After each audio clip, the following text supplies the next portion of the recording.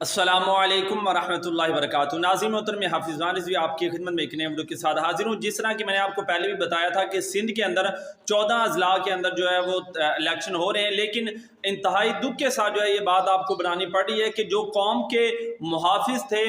जिनसे हमें ये तवक्को थी कि जनाब ये हमारे मुहाफिज हैं, हमें किसी किस्म का कोई ख़तरा नहीं, आज वही जनाब मुहाफिज जो हैं वो चोर बन गए हैं, वो लुटेरे बन गए और वही कौम को जो है वो लूटने पर आ गए। जी हाँ नाज़रीन मोहतरम, मैं आपको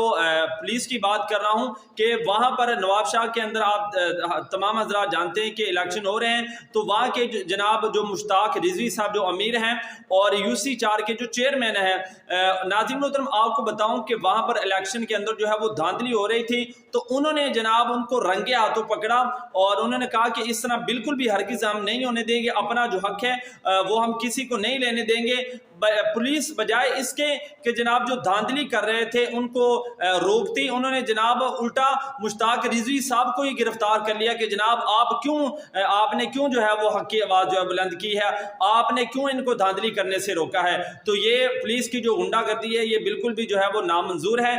हम इसको जो है बिल्कुल भी जो है बर्दाश्त नहीं करते और इसकी पुरजोर जो है वो मजम्मत करते हैं। और बड़े जो ओहदों पर हैं हम उनसे भी गुजारिश करते हैं कि खुदारा इसके खिलाफ एक्शन लें, कि बजाय इसके कि आप उनका साथ देते, आपने जनाब उल्टा उनके खिलाफ ही जो है वो कार्रवाई कर दी है। अभी आप स्क्रीन पर वीडियो भी चलती देख रहे हैं। नाज़रीन मोहतरम, इंशाल्लाह ये कितनी देर तक ये इस तरह करते रहेंगे, इंशाल्लाह इनको अब नजर आ चुका है कि जनाब हुजूर का दीन तख्त पर आने वाला है, तो इसलिए बुखलाहट का शिकार हैं और इस तरह के ये काम सर अंजाम दे रहे हैं।